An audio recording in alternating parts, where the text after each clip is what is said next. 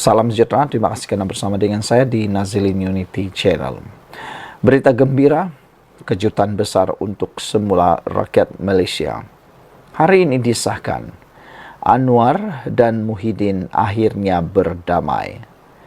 Saudara, inilah berita yang kita tunggu-tunggu. Dua individu besar untuk Malaysia, yaitu Muhyiddin dan Anwar Ibrahim, akhirnya berdamai untuk kes dan pertikaian pribadi. Ini satu berita yang baik. Bayangkan kalau semua pemimpin yang ada di Malaysia ini sanggup berdamai. Berapa hebatnya negara kita, berapa majunya negara kita kalau mereka bersama sejiwa dan sehati membangunkan Malaysia. Anwar Ibrahim dan Muhyiddin telah pun berdamai, setuju henti pertikaian pribadi. Perdana Menteri Datuk Seri Anwar Ibrahim dan bekas Perdana Menteri Tan Sri Muhyiddin Ahmad Yassin hari ini mengambil keputusan menghentikan pertikaian pribadi antara mereka sekaligus menghentikan prosiding kes di mahkamah. Dalam satu kenyataan bersama, keputusan itu disepakati antara Muhyiddin dan Anwar setelah mempertimbangkan kesan saman fitnah kepada umum serta mengambil kira saranan Hakim Mahkamah Tinggi dan keadaan semasa negara yang perlu diutamakan. Datuk Seri Anwar Ibrahim dan Tan Sri Muhyiddin Yassin bersetuju dan mengambil keputusan untuk memberhentikan pertikaian pribadi mereka dan prosiding Mahkamah Tinggi Kuala Lumpur. Anwar dan Muhyiddin merakamkan penghargaan kepada Hakim Mahkamah Tinggi dan pegawai-pegawai mahkamah yang terlibat, kata kenyataan bersama dimuat naik di Facebook ahli Parlimen Pagoh itu. Kenyataan itu juga menyebut mereka berdua berharap keputusan ini dapat diterima dan dihormati oleh semua pihak. Dua pemimpin itu turut bersetuju untuk tidak mengeluarkan sebarang kenyataan susulan terkait perkara itu.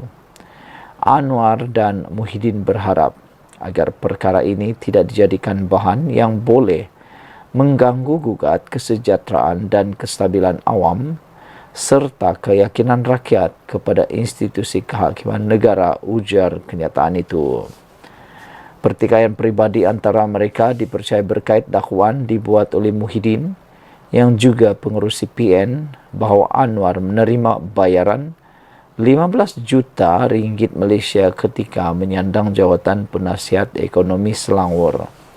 Selain itu, ia juga membabitkan saman fitnah dikemukakan Muhyiddin terhadap Anwar berhubung isu pelupusan hutang peneroka Lembaga Kemajuan Tanah Persekutuan berjumlah 8.3 bilion. Media sebelum ini melaporkan ucapan Anwar yang mendakwa Muhyiddin hanya mengemukakan mengenai pelupusan hutang peneroka namun tidak menyelesaikan perkara berkenan ketika beliau menjadi Perdana Menteri.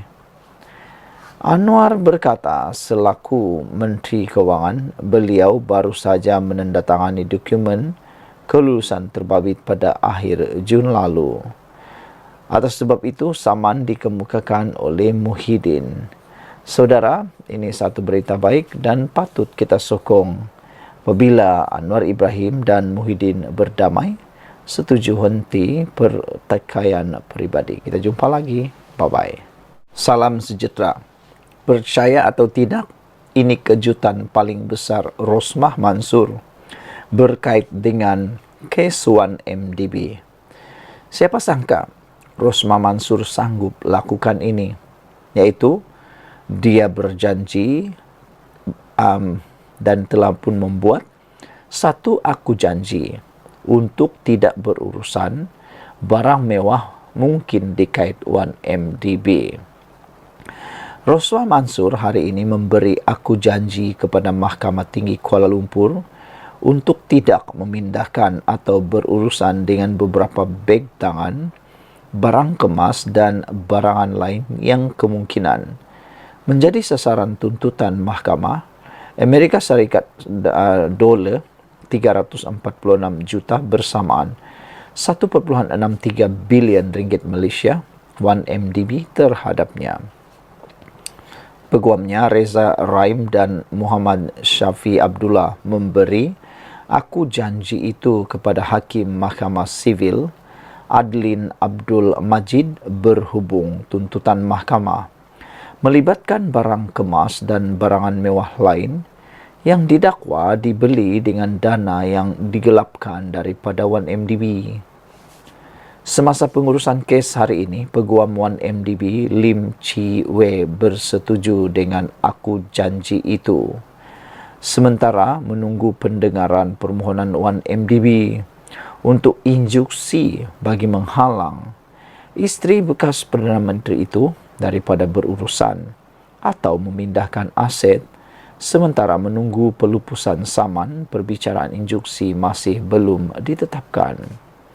Pasukan Peguam Rosmah memaklumkan Adlin bahawa mereka memerlukan masa untuk meneliti senarai barangan mewah yang didakwa di bawah milikannya dan kawalannya bagi membuat persediaan menghadapi perbicaraan instruksi.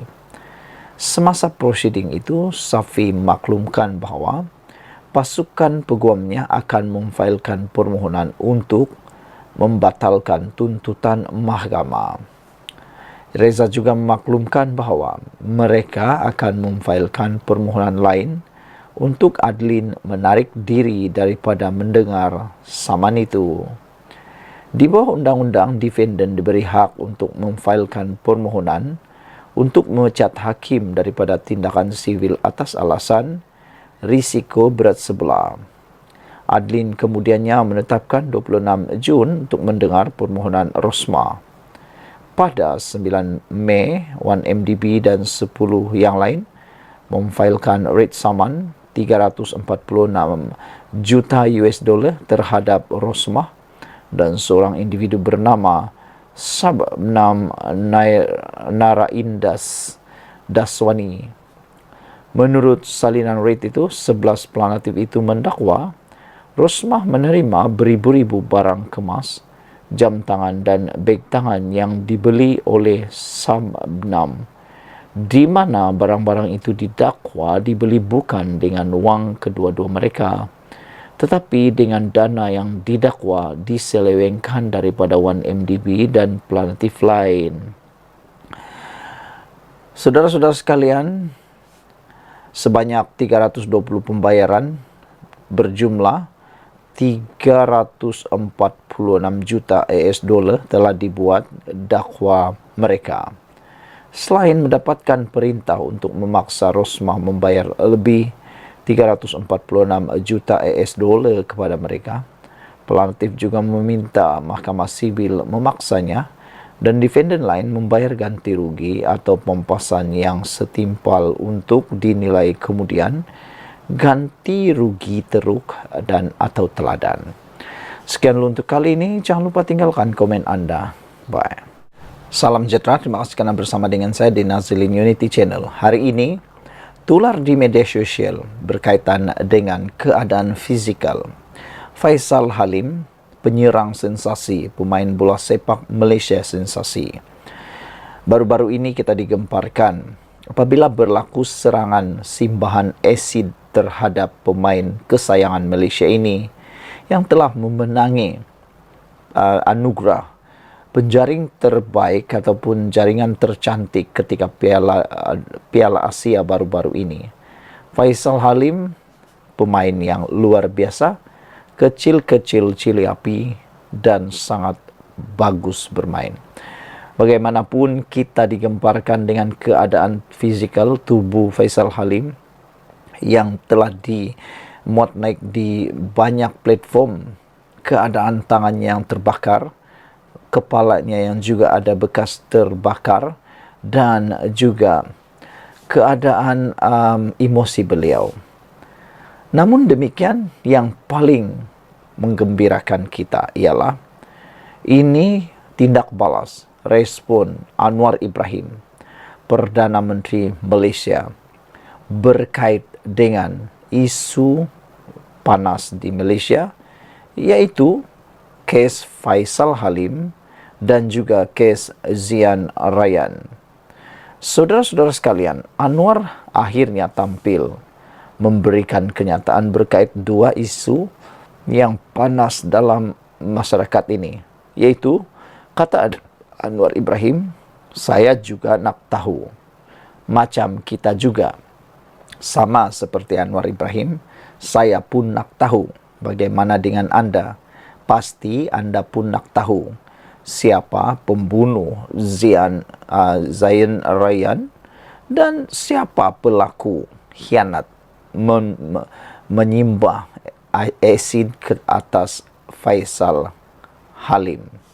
Dan Anda pasti nak tahu juga kan, Anwar Ibrahim kata dia mahu polis melakukan siasatan rapi terhadap semua kes yang mendapat perhatian umum, khususnya membabitkan pemain Harimau Malaya Faisal Halim dan pembunuhan kanak-kanak autism Zian Rayyan Abdul Matin. Menegaskan tidak akan sesekali campur tangan. Perdana Menteri berkata, beliau memahami keresahan rakyat membabitkan kes terbabit. Sebagai sekarang riuh rendah kes penderaan pemain bola sepak, kes pembunuhan seorang kanak-kanak OKU, kata Anwar Ibrahim, kita prihatin.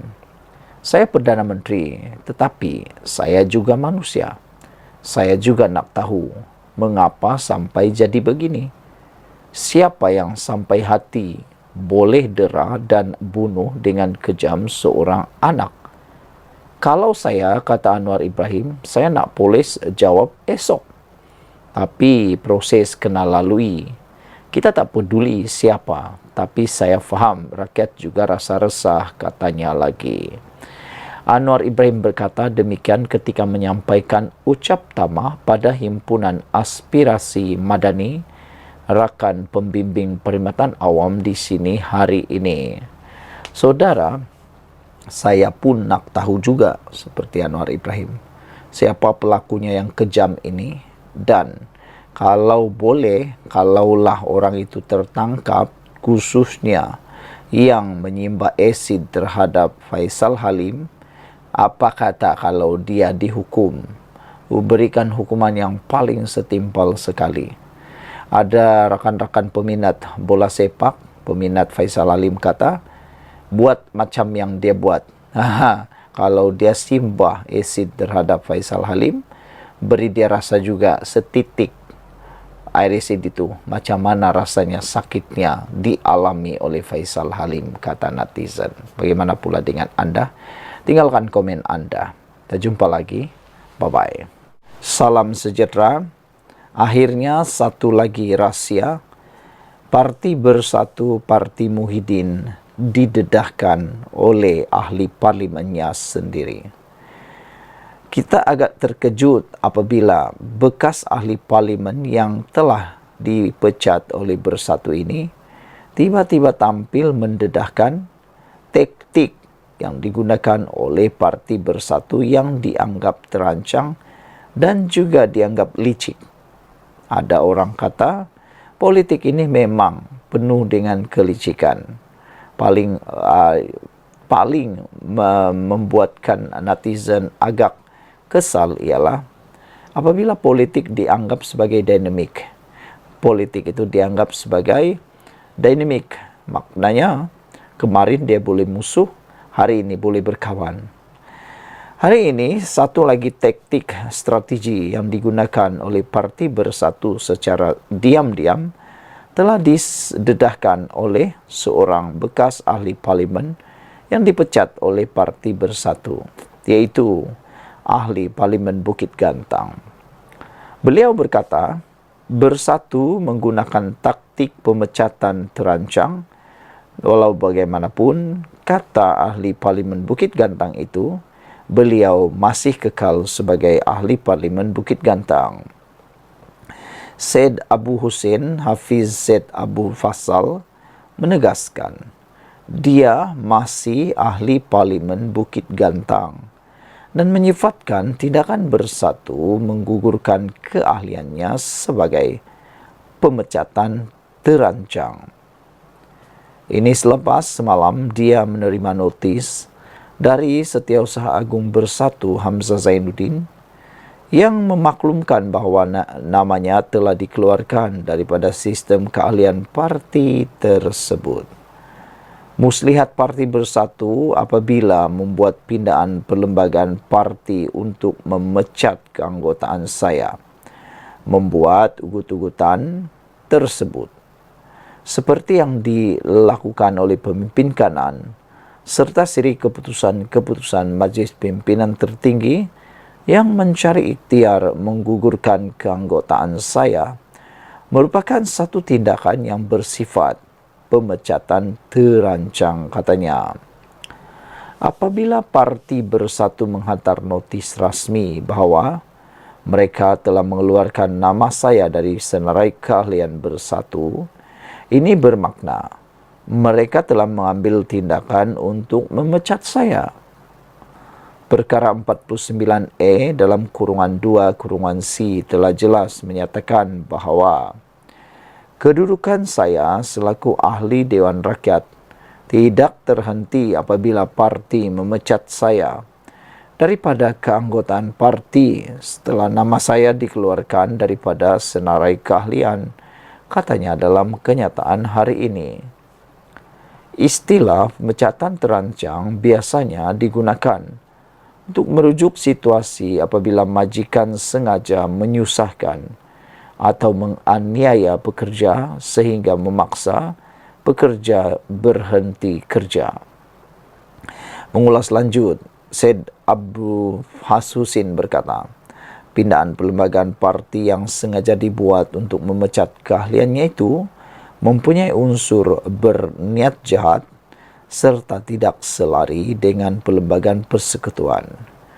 Keabsahan pindaan perlembagaan Bersatu bersabit kedudukan ahli Dewan Rakyat adalah tertakluk kepada perlembagaan persekutuan sebagai undang-undang tertinggi negara, kata beliau, dan bukan sebaliknya. Dengan itu, pindaan perlembagaan Bersatu itu tidak memberi seberang kesan kepada kedudukan saya sebagai ahli Dewan Rakyat, kata beliau lagi. Bersatu telah pun menyerahkan notis keahlian terhenti secara serta-merta kepada 6 wakil rakyat yang mengisytiharkan sokongan kepada Perdana Menteri Anwar Ibrahim. Sekian untuk kali ini. Jangan lupa tinggalkan komen anda untuk isu kali ini. Paling penting sekali anda memberikan komen yang paling jitu. Kita jumpa lagi. Bye-bye.